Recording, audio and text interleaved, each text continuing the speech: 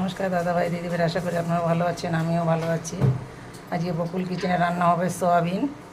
আমি সোয়াবিনটা রান্না করব, আপনারা দেখুন আমার ভিডিওটা। তার সঙ্গে দিয়ে দেবো আমি এখানে আলু নিয়েছি কেটে গোল গোল করে। এখন এই আলু দিয়ে আমি রান্না করব। এখন আমার কড়াইটার উপরে আমি এখানে ইটা ভেজে নিয়েছি, এর ভিতর দিয়ে দেবো আমি একটু তেল। শিগগির যা, এর ভিতরে আমি সরষের তেল দিয়ে দেবো। এই তেলের পরে আমি কিছুটা আলু ভেজে নেব।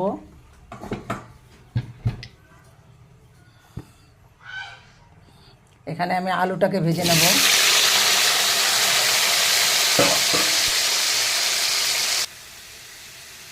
এখন আমার আলুটা ভাজা হয়ে গেছে, আমি নামিয়ে নেব।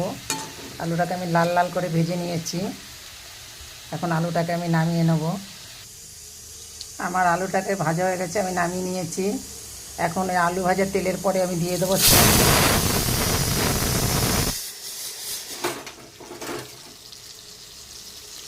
সয়াবিনটা আমি তেলে দিয়ে ভেজে নেব।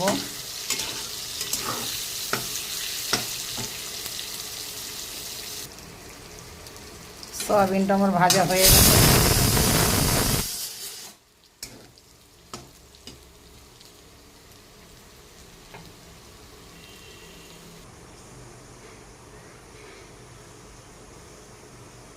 আমার সয়াবিনটা ভাজা হয়ে গেছে, আমি কিন্তু নামিয়ে নিয়েছি। এখন এরপরে ফোড়নে দিয়ে দেবো একটা শুকনো লঙ্কাকে আমি মাঝখানে কেটে নিয়ে ভেঙে নিয়েছি, আর তার সঙ্গে একটু জিরা আমি ফোড়নে দিয়ে দিলাম।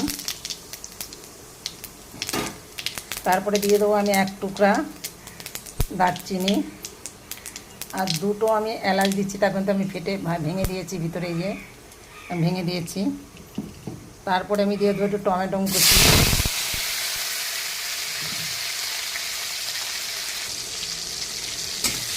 আমি এটার পরে এখন আমি দিয়ে দেবো কিছুটা পেঁয়াজ বাটা।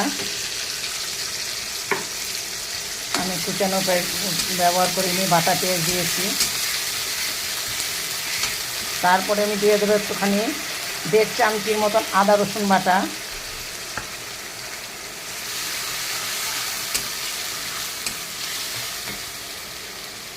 একা মানুষ তো করার মতন টাইম পায় না, বৌমার সময় পায় না, কেন দাদু ভাইকে নিয়ে সারাদিন তার থাকতে লাগে। কেন আমার যে দাদু ভাই এখন মাত্র 7 মাস বয়স, বৌমা একদম এদিকে লক্ষ্য দেওয়ার টাইমই পায় না, সারাদিন আমার ভাইয়ের পিছনেই থাকে। একা মানুষের কেটে রান্না করতে অনেক টাইম হয়ে যায়। সব আমার নিজেকে একাই সামলাতে হয়, কী করব। সব যত রান্না যা করার সব আমার নিজেকে একাই সব কিছু একা হাতেই করে নিতে হয়। বৌমা তো এখন সময় পায় না।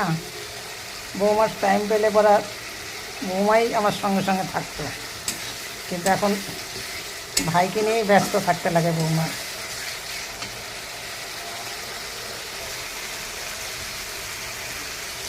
এখন দিয়ে দেবো আমি একটু লঙ্কা বাটা।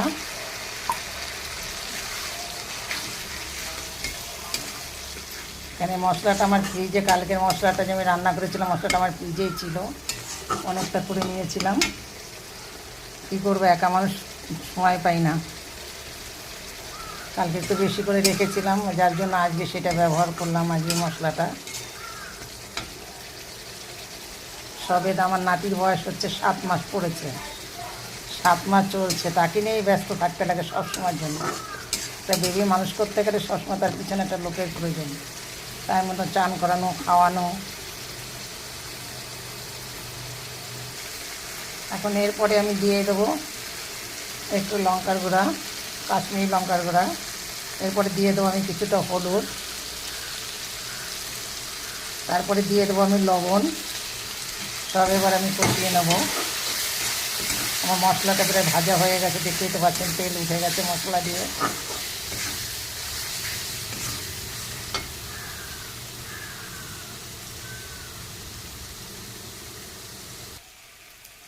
বারবার আমাদের এখানে একটু পরবার কারেন্ট যাচ্ছে আর আসছে, একদম কারেন্ট নেই। এখন এরপরে আমার মশলাটা কিন্তু ভাজা হয়ে গেছে, তেল উঠে গেছে। এখন কিন্তু আমি আলুটাকে ছেড়ে দেবো।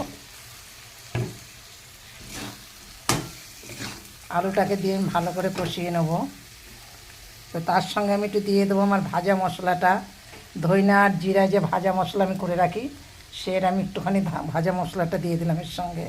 এটা মশলার সঙ্গে দিয়ে নিজে আসতো আমার ভাজা মশলা, যার জন্য আমি কষানোর ভিতরে দিয়ে দেবো।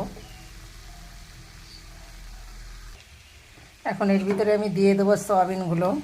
আলুটাকে আমি ভালো করে কষিয়ে নিয়েছি। আমার আঁচ কিন্তু একদম কম আছে, আঁচ কিন্তু আমার বাড়ানো নেই, একদম আঁচ একদম আমার কম। এখন আমরা এটা ভাজা হয়েছে, আমি কিন্তু এর ভিতরে জল দিয়ে দেবো।